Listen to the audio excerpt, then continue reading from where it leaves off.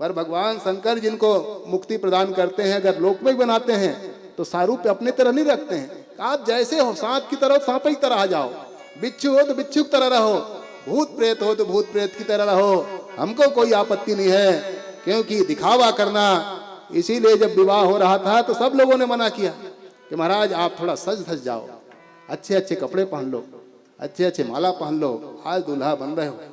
भगवान शंकर ने कहा मैं एक दिन के लिए सस्ता नहीं,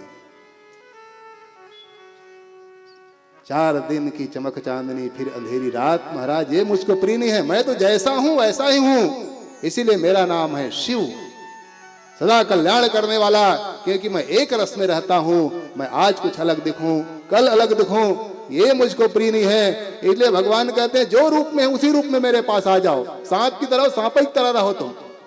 हम दुनिया वाले जिसको भगाते हैं उसी सांप को भगवान अपने गले में हार बना करके रखते हैं और विश्व वंदनी पूजनी अभिनंदनी हो जाते हैं।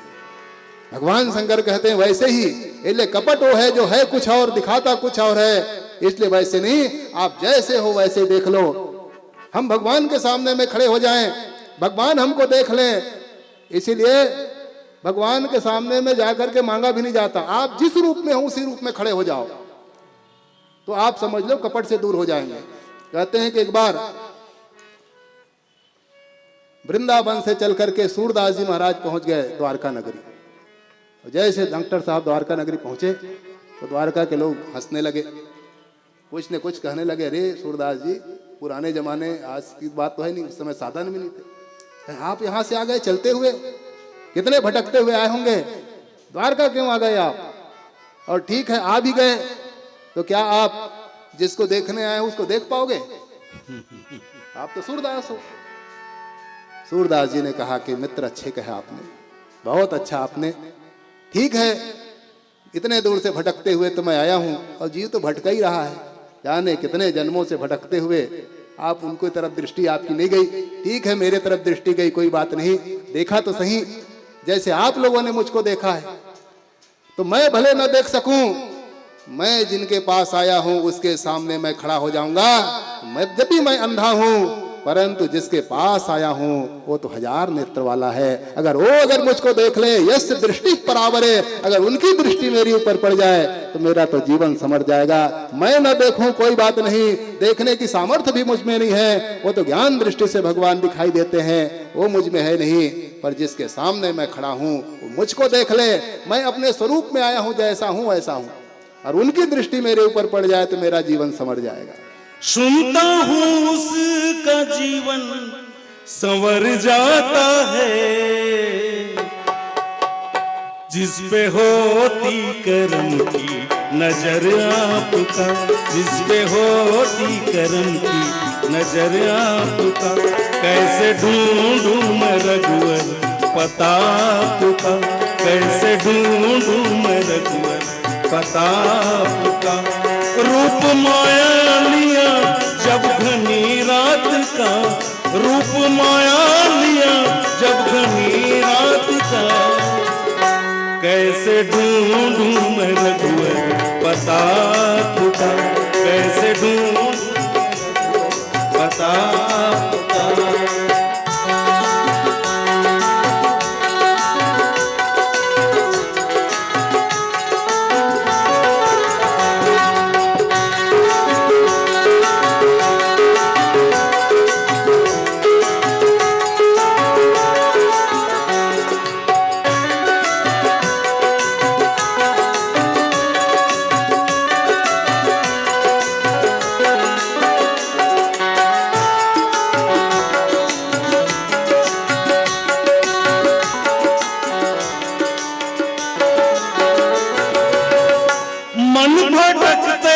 भटकते परेशान है,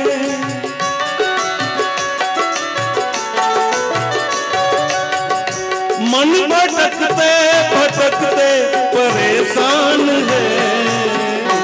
अब तो केवल बचा आसरा आपका, अब तो केवल बचा आसरा आपका।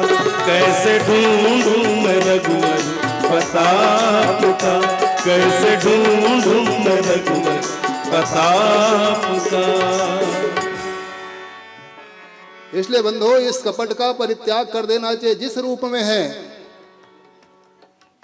इसलिए हमारा जो स्वरूप है ब्रह्मैवाहम समम शांत सच्चिदानंद लक्षणम नाहम देहो सदरूपो ज्ञान मित्युच्यते बुधैहि, उसी का नाम ज्ञान है।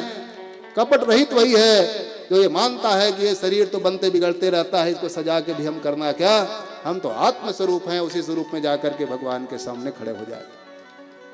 तो जैसा है वैसा रहना ये कपट से दूर है, और जो नहीं है उसको दिखाना, इसका नाम कपट है।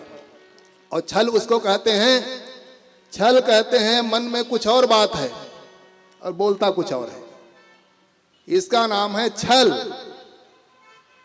मन में कुछ और भरा हुआ है और दिखा कुछ और रहे हैं।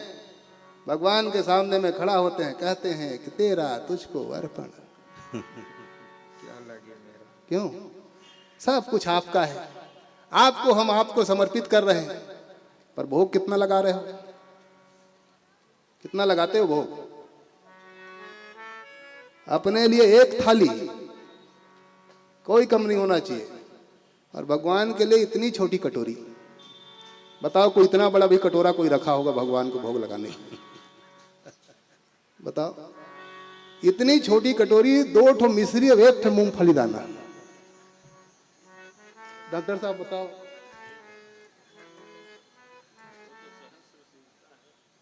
इतना आप लगाते हो और अपने लिए, और भगवान के सामने कहो तेरा तुझको अर्पण।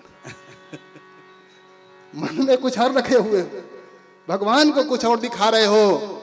ऐसा नहीं, जो आपके पास जो वस्तु है वही थाली आप भगवान के लिए निकालिए और उसी को आप प्रसाद मिला दीजिए, तो उनके देश के ही सब प्रसाद बन जाएगा।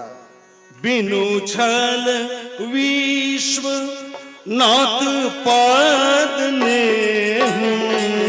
बिनु छल विश्व नाथ पाद ने, राम भगत कर लक्षण, राम भगत कर लक्षण,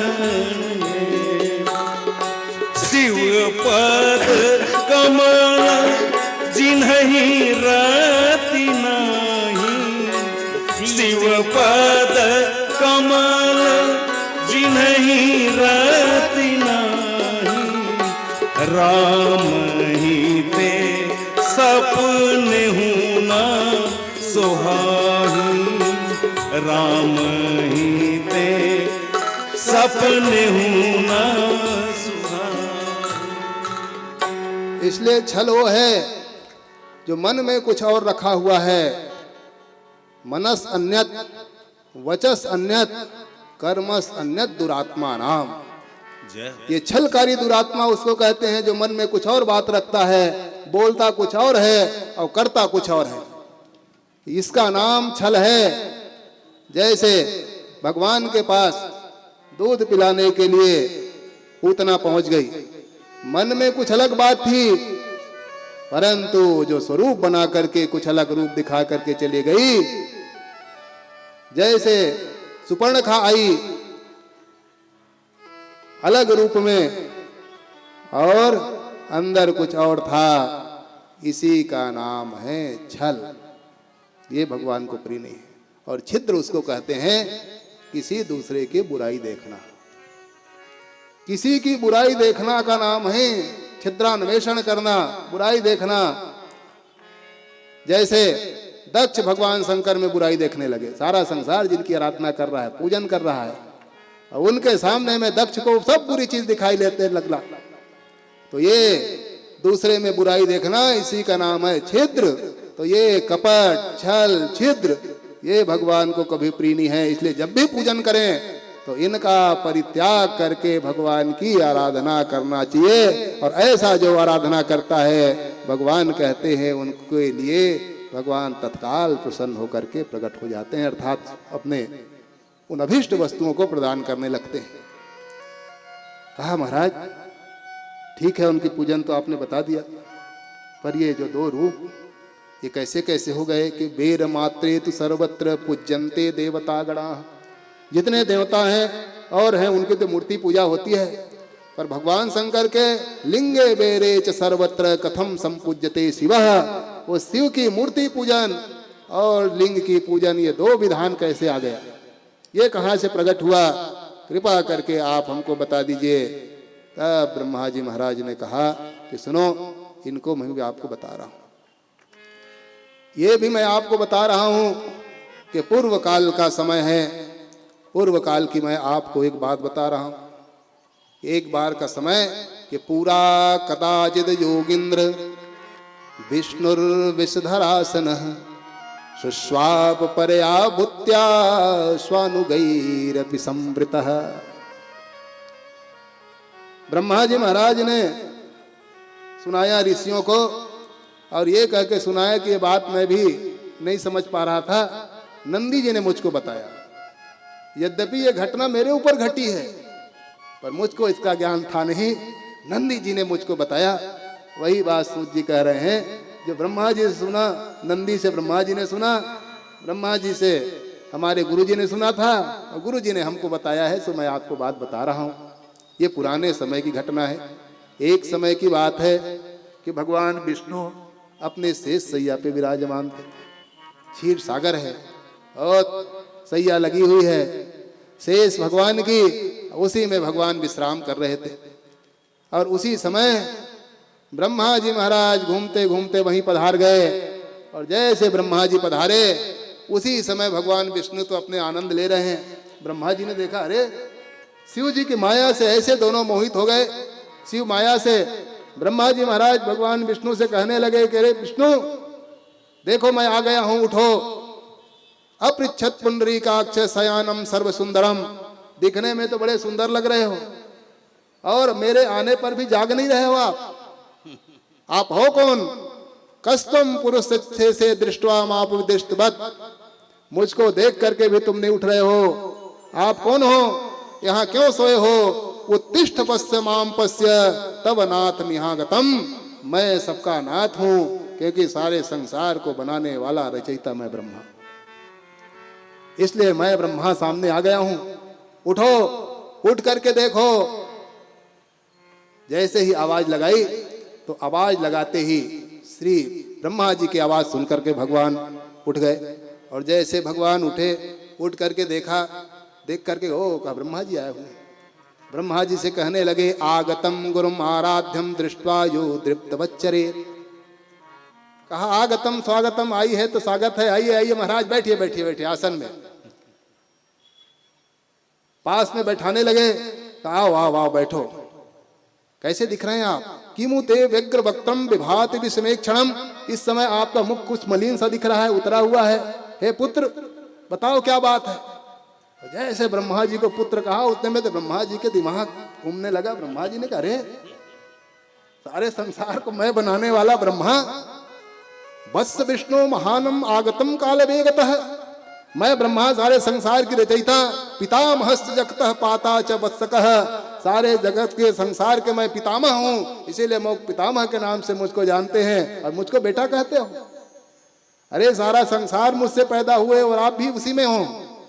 मैं संसार को पैदा करने वाला ब्रह्मा, और उसको तुम बेटा कह के बुला रहे हो। भगवान विष्णु ने कहा, ब्रह्मा जी आपकी बुद्धि तो ठीक है। अरे मेरे नाभि के कमल से आप उत्पन्न हुए हो। मन नाभि कमलात जातः पुत्र तुम भाष्य वृथा। अरे कैसे आप बात कर रहे हो? मेरे कमल नाभि से कमल उत्पन्न हुआ है, और उस कमल से आप उत्पन्न हुए हो, इसलिए नाभि कमलात जाता है, मेरे नाभि के कमल से उत्पन्न हुए हो, इसलिए मेरे पुत्र के समान हो। आप मेरे पुत्र हो। ब्रह्मा जी ने कहा, ना ना ना, मैं पुत्र नहीं, मैं पितामह हूं, मेरे पुत्र हो। और ए तू मैं दोनों में होने लगा। आपस में दोनों में वाद विवाद होने लगे। उन्होंने कहा, वरदान मांग के मैं पितामह ब्रह्मा वरदान दूंगा। भगवान विष्णु ने कहा, अरे ब्रह्मा जी मेरे पुत्र हो, मैं क्यों वरदान मांगू, तू वरदान मांग ले। अहमेव वरो न त्वम हम प्रभुरहम प्रभु। दोनों कहने लगे कि मैं प्रभु हूं, ईश्वर हूं। वो कहता है कि मैं ईश्वर हूं। दोनों में हलचल मचने लगा, और अपने अपने सवारी पे चढ़ गए। एक हंस पे बैठ गए और दूसरा गरुड़ पे। और युद्ध के लिए एक दूसरे को ललकारने लगे। देवता लोग दर्शन करने आए थे, दोनों देवता आ रहे हैं, कुछ विशेष वार्ता होगी, चलो पता तो करें कि क्या बात हो रही है। तो जैसे आए थे देवताओं ने देखा, रे यहाँ तो वार्ता की बात है, तो लड़ाई चल रहा है। भागे देवता लोग वहां से भगवान शंकर के पास। शंकर भगवान के पास उन्होंने हाजिरी लगाई कि महाराज वहां तो गजब हो गया। कहा क्या हुआ? कहा महाराज दोनों आपस में लड़ रहे हैं, इतने भयंकर युद्ध छिड़ गया दोनों में। दोनों कहने लगे कि मैं बड़ा हूं, मैं बड़ा हूं।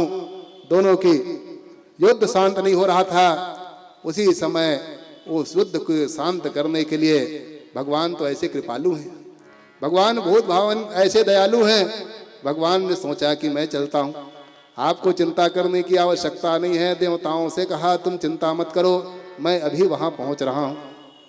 और भगवान शंकर देखते ही देखते उन दोनों के बीच में आकर के एक दावा नल के अग्नि के रूप में भगवान वहीं पे प्रकट हो गए। और प्रकट होकर के जैसे सामने में आए, दोनों का युद्ध बंद हो गया। और दोनों के युद्ध बंद होते ही आपस में एक दूसरे को दिखाई नहीं दे रहे हैं कि महानल स्तंभम विभीषणाकृति बभूव तन मध्य तलेश निष्कलः। एक खंभे के समान भयंकर अग्नि स्वरूप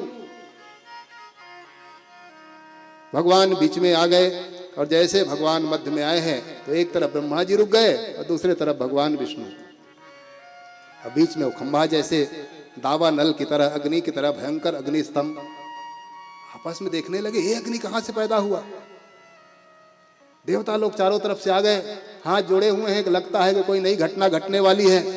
बड़ा आश्चर्य से सब एक दूसरे को खड़े होकर के देख रहे हैं कि ये क्या है, क्या है, क्या है।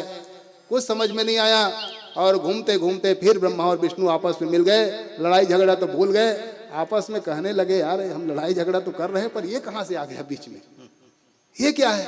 विष्णु जी ने कहा पता नहीं। कहा ना आपको पता है ना हमको पता है, बड़े तो दोनों मार रहे हैं, पर ना आपको पता ये कहां से आया है और ना मुझको पता है। मैं कह रहा हूं कि मैं सृष्टि के करता हूं, पितामह हूं, पर ये सृष्टि में कहां से आया मुझको पता नहीं।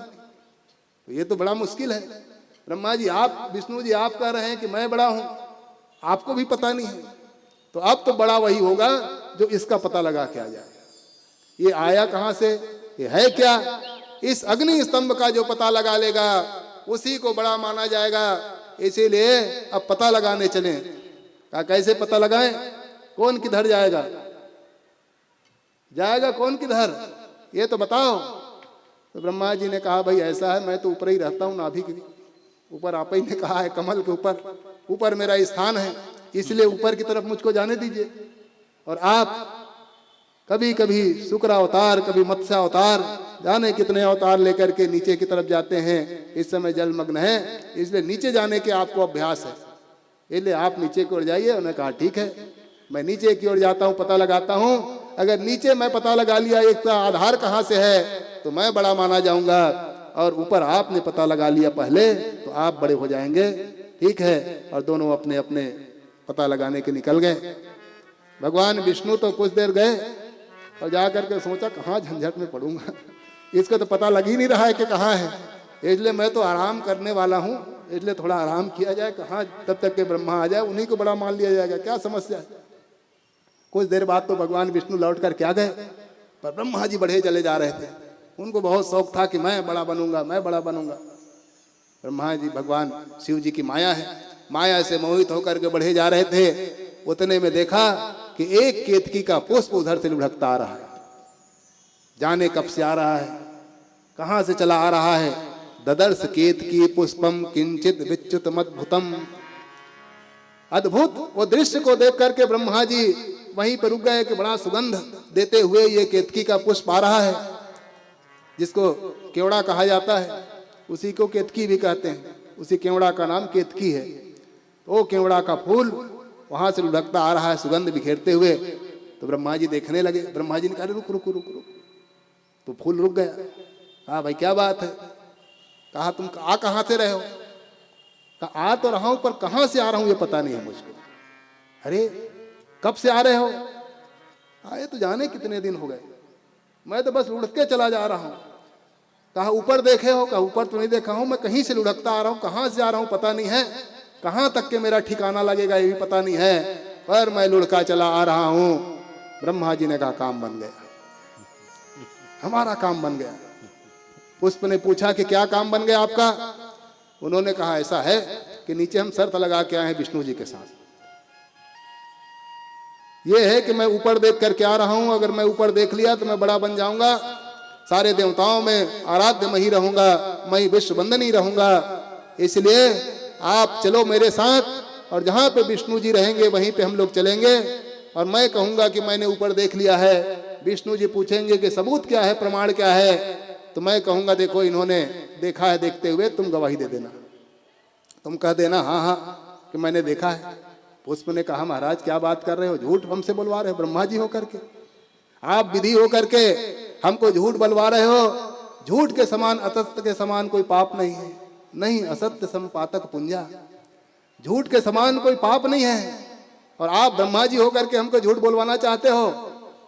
उन्होंने कहा देख कुछ ऐसे ही स्थान है जहां झूठ बोलने में दोष नहीं लगता है, इसीलिए झूठ बनाया गया है। ऐसा उनको लालच दिया और कहा देख अगर तुम इतना ही केवल बोल दोगे तो मैं तो राजा बन जाऊंगा, बड़े पद में रहूंगा, और तुमको बहुत सुंदर मंत्री का पद तुमको मिलेगा, अच्छा उत्तम स्थान मिलेगा, तुम्हारा फिर क्या पूछना। ऐसे तो तुम फूल लुढ़कते आ रहे हो, जीवन भर कब तक के लुढ़कोगे पता नहीं। अब मेरे साथ जब रहोगे तो ऐसा तुमको पद प्रतिष्ठा मिलेगा महाराज, जिसमें आनंद लेते रहना, फूलों का राजा तुमको बना दूंगा मैं, और मेरे साथ रहोगे। इसलिए बस इतना ही तो कहना है, कहाँ देखा हूं, क्या जाता है इतने में। और देख शास्त्रों में भी आया है कि कहीं कहीं असत्य बोल देना चाहिए, उस असत्य बोलने में पाप नहीं लगता। यही बात शुक्राचार्य जी महाराज ने बलि से भी कहा था। बलि से कहा कि तुम बोल दो, कि पहले तो कहा कि मैं दूंगा 3 पग भूमि, अब तुम समझ गए हो कि नारायण है, तो इनके सामने में अब कह दो कि मैं नहीं दूंगा। तो बलि ने कहा महाराज क्या बात कर रहे हो, आप गुरु होकर के हमको झूठ बोलना सिखा रहे हो। तब उस समय बलि के सामने में शुक्राचार्य जी ने कहा था देख स्त्री सुनर्म विवाहे च वृत्त्यर्थे प्राण संकटे गो ब्राह्मणार्थे हिंसायाम नानृतम स्यात् जुगुप्सितम। उस समय कहा था कि देखो झूठ इसीलिए बना है कि कुछ स्थानों पे ये सत्य का काम कर देता है, लाभ का काम करता है। कहा कहां कहां तो स्त्री सुनर्म विवाहे च, अगर किसी के विवाह हो रहा है और कन्या पक्ष वाले कह दिया कि मैं बहुत सारा दूंगा, ये दूंगा, ये दूंगा, और कहीं नहीं दे पाया, ये इतनी शक्ति है नहीं, तो उसमें जो झूठ उन्होंने बोला है तो उसमें उसको दोष नहीं लगेगा, क्योंकि कन्यादान वहां मुख्य है। अब वो देना लेना तो बात की बात है, वो गौण है, इसलिए मुख्य कन्यादान है, इसलिए मुख्य के सामने में गौण निष्फल हो जाएगा, उसको दोष नहीं लगेगा।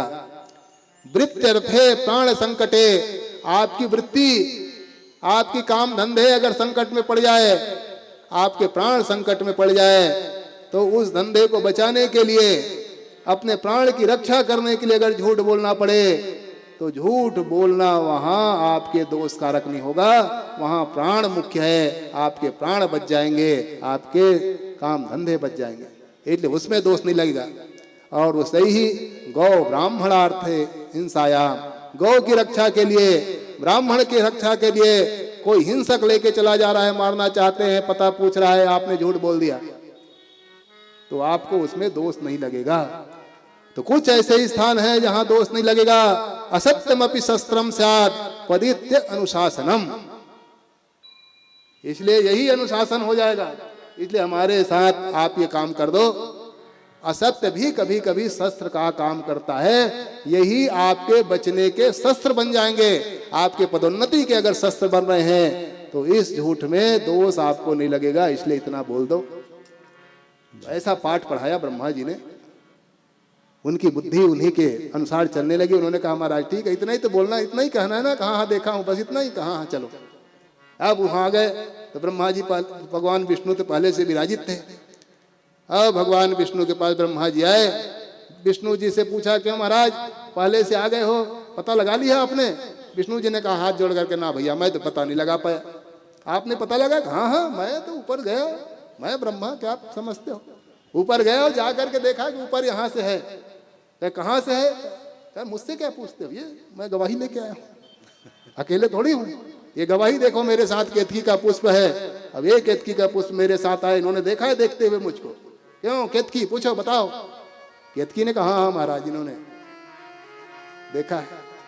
जैसे ही उन्होंने ये बातें कही, ये तो छल वाली बात थी। भगवान शंकर उस समय स्तंभ के रूप में थे, भगवान इसको सह नहीं पाए, और भगवान वही जो ज्योति थे, वही ज्योति पंचमुखी रूप में भगवान शंकर वहीं पे प्रकट हो गए। बोलो पंचमुखी शंकर भगवान की, जिनके 5 मुख थे और 5 मुख वाले भगवान शंकर वहीं पे प्रकट हो गए। और प्रकट होकर के कहने लगे कि ब्रह्मा जी तुमने ये झूठ बोला है, कितना अपराध तुमने किया है। ये झूठ बोलना महा अपराध की गिनती में आता है, और तुमने अपने लिए, अपने बड़े बनने के लिए तुमने ये झूठ बोला है, तुमने ये उचित नहीं किया। और ये फूल केतकी ब्रह्मा जी के साथ मिलकर के तुमने झूठ बोला है, इसलिए ये महा अपराध की गिनती में आ रहा है। तुम दोनों अपराधी हो, अपने बचाने के लिए तुमने ऐसा काम किया है, इसीलिए जाओ मैं तुमको श्राप देता हूं केतकी कि आज के बाद तुम किसी देवताओं में नहीं चढ़ोगे। तुमको हम फूलों से वंचित करते हैं। और उन्होंने सारे फूलों से वंचित कर दिया कि अलग रहोगे तुम, तुम्हारी गिनती भी फूल में नहीं आएगी। और ब्रह्मा जी से कहा ब्रह्मा जी तुम झूठ बोलते हो, ब्रह्मा होकर के आपका नाम विधि है, आप अपने आप को रचयिता मानते हो, और रचयिता मान करके तुम ये काम कर रहे हो। इसलिए जिस सिर से तुमने झूठ बोला है उस सिर को भी मैं काट देता हूं। उन्होंने एक अपने स्वरूप से ही एक विग्रह पैदा कर दिया, और विग्रह पैदा करके उनके उस मस्तक को उन्होंने वहीं पे काट दिया, और काट के उन्होंने अलग कर दी।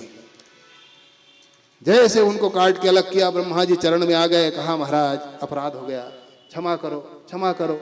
तब तक के भगवान विष्णु भी कहने लगे महाराज कृपा कर दो, अपना ही बच्चा है, नाभि के कमल से पैदा हुआ है, कितना भी अपराध बेटा करते रहे पर पिता उनको रक्षा करने के लिए आ जाता है। भगवान भूत भावन के सामने में विष्णु जी खड़े हो गए। अब विष्णु जी ने कहा महाराज क्षमा कर दो, ब्रह्मा जी है ना समझ है, इसीलिए मेरे को ही बेटा समझ रहा था, ये तो मुझको ही कह रहा था वरदान मांग ले वरदान मांग ले, महाराज अपराध हो गया क्षमा कर दो। भगवान ने कहा कि देख मैं इनको भी वंचित करता हूं कि किसी भी पूजन पाठ में, ये अपने आप को पूजन पाठ के लिए बड़ा बनना चाहता था, इसलिए पूजन पाठ से इनको वंचित करता हूं। कोई पूजन पाठ का ये अधिकार का फल इनको नहीं मिलेगा, इसलिए सबसे इनको भी वंचित कर रहा हूं। ठीक है प्राण की रक्षा तो कर दे रहा हूं, परंतु पूजन पाठ से ब्रह्मा को मैं वंचित करता हूं। और केतकी तुम केतकम कुट साक्षिणम, बड़ा झूठ बोलने में माहिर हो रहे हो।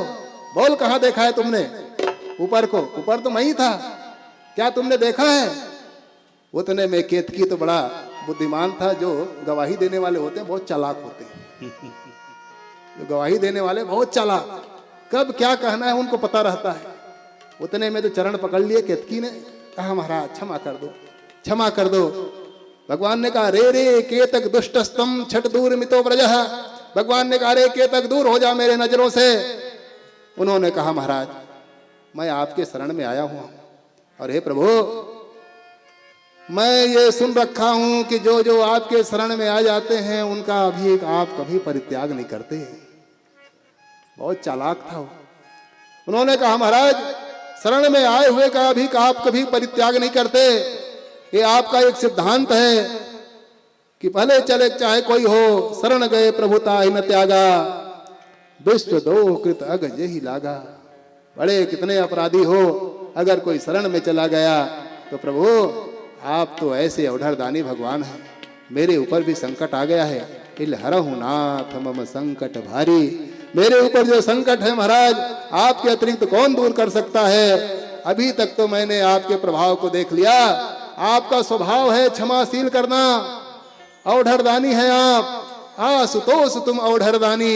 महाराज आप आशुतोष हो, शरण में जो जाता है उनसे प्रसन्न हो जाते हो। आपके शरण में आया हुआ हूं और आपके मैं स्वभाव को अब देखना चाहता हूं। प्रभाव तो मैंने देख लिया, ब्रह्मा जी जैसे का सिर काट दिया आपने, इसलिए महाराज अब मैं आपके स्वभाव को देखना चाहता हूं, आपके शरण में आया हुआ हूं। भगवान शंकर के चरण पकड़ लिए। भगवान ने कहा क्या चाहते हो? कहा महाराज मैं चाहता ये हूं, मैंने बहुत बड़ा अपराध किया, पर प्रभु ये बताइए जिन्होंने आपका दर्शन कर लिया, क्या आपके दर्शन करने के बाद कोई पापी पापी रहा? आपके चरण जिन्होंने पकड़ लिया, क्या आपके चरण पकड़ लेने के बाद भी पाप भी रहा? और अगर पाप रहा फिर आपके चरण पकड़ने का, आपके दर्शन करने का फल क्या है? क्योंकि आपका जो दर्शन करता है, दर्शन करते ही सारे पाप ताप संताप सदा सदा के लिए मिट जाया करते हैं। इसलिए हे प्रभु, ज्ञान ज्ञान कृतम पापम नासत्ते भी स्मृति ही तादृशे त्वयि दृष्टे में मिथ्या दोषः कृतः भवेत्। इसलिए महाराज आपके दर्शन करने का फल यह है कि ज्ञान अज्ञान कृतम पापम, चाहे वो पाप ज्ञान से हो, वो पाप अज्ञान से हो, भूल से हो, जो भी पाप है नासत्तेव ते स्मृति ही, केवल आपके स्मरण करने से कट जाता है। और मैंने स्मरण नहीं महाराज, तादृशे त्वयि दृष्टे, मैंने आपको देखा है, आपने मुझको देखा है। और क्या मेरा पाप अभी भी बचा है? क्या मैं अभी भी पापी हूँ? क्या अभी भी मेरे दरबार से, आपके दरबार से निकलने लायक हूँ मैं? उन्होंने प्रार्थना की महाराज तादृशे त्वयि दृष्टे में, आपकी दृष्टि मेरे ऊपर पड़ गई है। यस्य दृष्टि परावरे, आपकी दृष्टि पड़ते ही महाराज क्या अभी भी मैं दोषी रहा? मैं मिथ्या दोष कुतो भवेत, इसलिए मिथ्या दोष में अब क्यों बाहर निकाल रहे हो? इसलिए मैं दोष मुक्त हो चुका हूं। ये आप ही ने कहा है महाराज, शास्त्रों में आया है। इसीलिए अब आप प्रसन्न हो जाइए। हे आशुतोष, हे अवधरदानी, हे भोले बाबा, आपके शरण में हूं। तो भगवान ने अपनी कृपा दृष्टि उनके ऊपर बरसा दी और कृपा बरसी बरसाते हुए कहा तथा स्वस्तस्तु भगवान कीर्तिकेन सभा स्थले न मे तद्धारणम योग्यम सत्यवागमीश्वरः। उन्होंने कहा कि मैंने फूलों से वंचित जो किया था इतना तो दूर कर दे रहा हूं। कम से कम तुम्हारे फूलों की सभा में तुम्हारी रहेगी, पर एक बात है कि दूसरे देवता पे तो चढ़ पाओगे, पर जो अपराध है वो पूरा पूरा क्षमा नहीं किया जाता।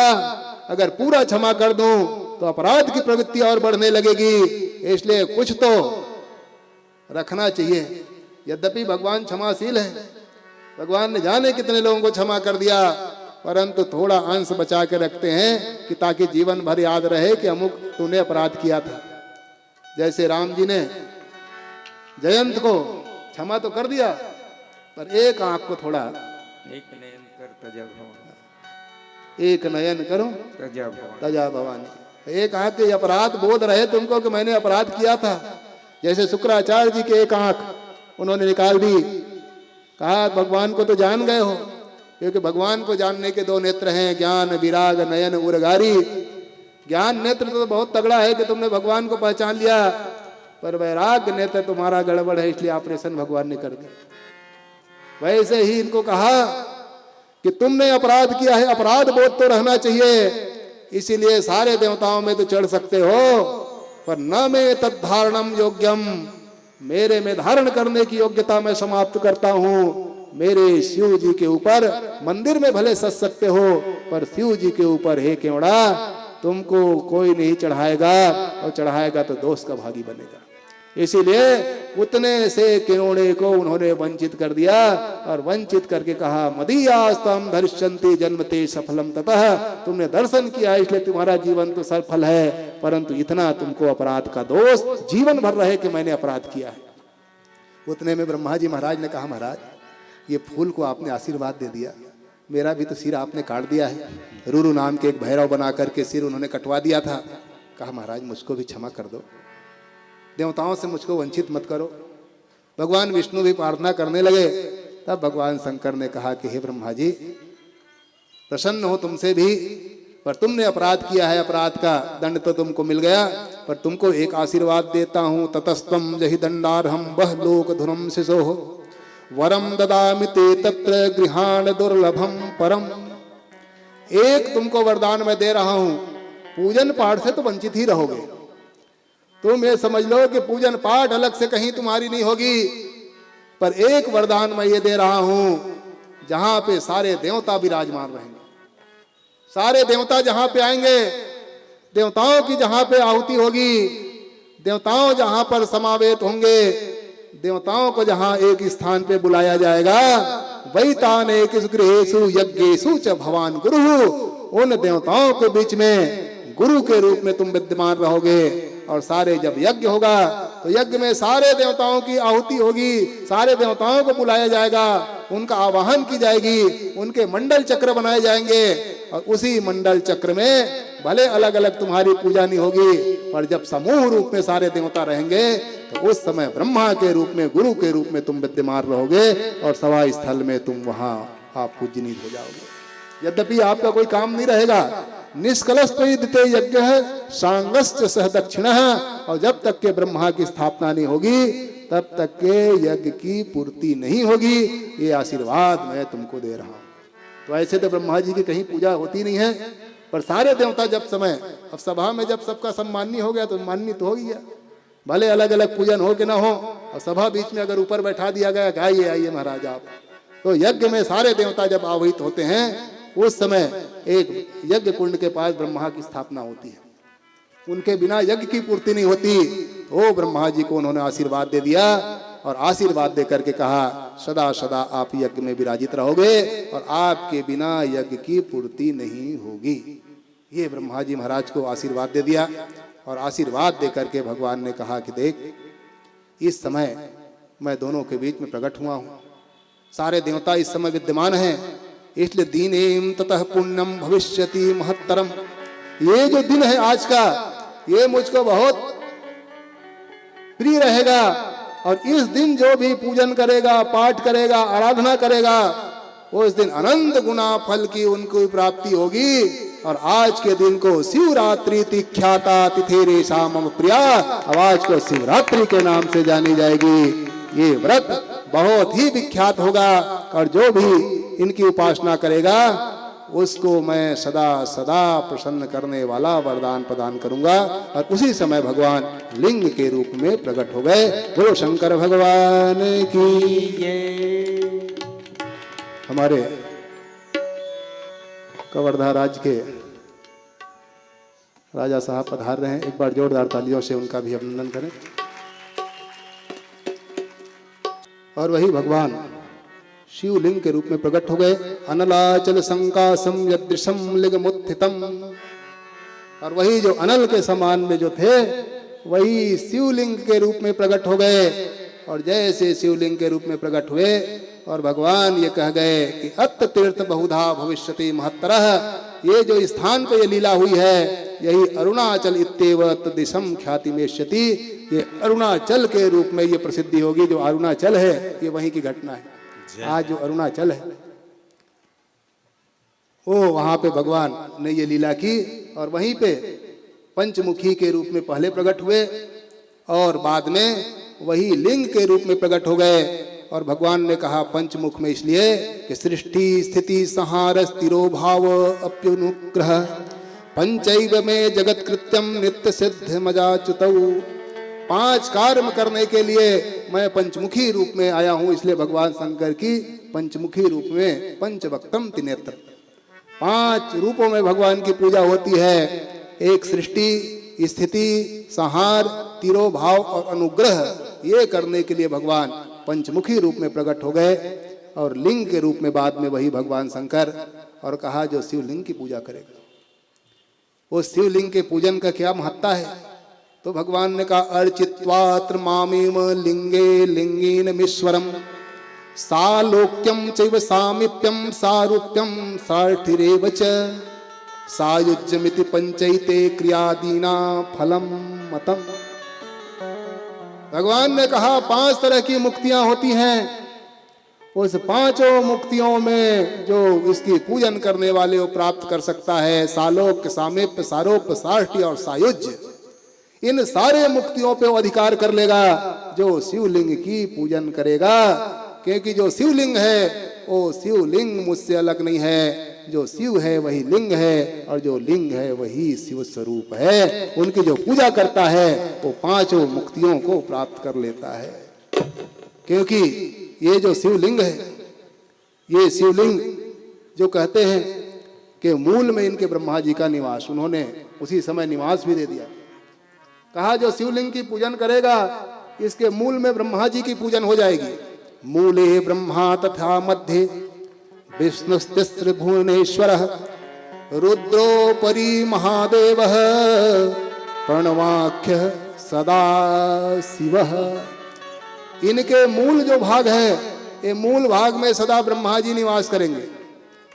शिवलिंग का जो मध्य भाग है, उस मध्य भाग में भगवान विष्णु सदा निवास करेगा, और जो ऊपर भाग है रुद्रोपरि महादेवः। अब ये भूत भावन भगवान शंकर ने कहा कि ऊपर भाग में मैं सदा इस शिवलिंग का निवास करूंगा, और इनको जो पूजन करेगा लिंग वेदी महादेवो लिंग साक्षान महेश्वरः तयोः संपूजन नित्यम देवी देवस्य पूजितौ।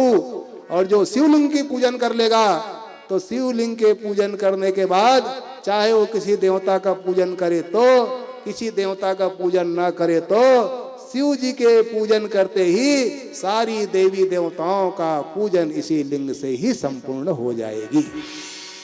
ये वो शिवलिंग जिनके केवल पूजन करने से, क्योंकि उसमें सारा संसार समाहित रहता है। लिंग मध्य जगत सर्वम त्रैलोक्य सचराचरम। संसार में जितने देवी हैं, देवता हैं, और जो चर अचर जो आपको दिखाई दे रहा है, ये सभी उस शिवलिंग के मध्य में, लिंग मध्य जगत सर्वम त्रैलोक्य सचराचरम। और वो जो लिंग है, लिंगात ब्रह्म परम नास्ति तस्मात् लिंगम प्रपूज्येत। इस शिवलिंग के अतिरिक्त कोई दूसरी सृष्टि नहीं है, इसी में सब कुछ समाहित है। लीनम अर्थम गमति लिंगम, जिसमें सब कुछ आकर के लीन हो गया है, उसी का नाम है शिवलिंग। और जो शिवलिंग की पूजन कर लेता है, शिवलिंग के पूजन करते ही सब कुछ सिद्धि वो व्यक्ति प्राप्त कर लेता है। ये आशीर्वाद भगवान शंकर ने उसी समय प्रदान कर ली।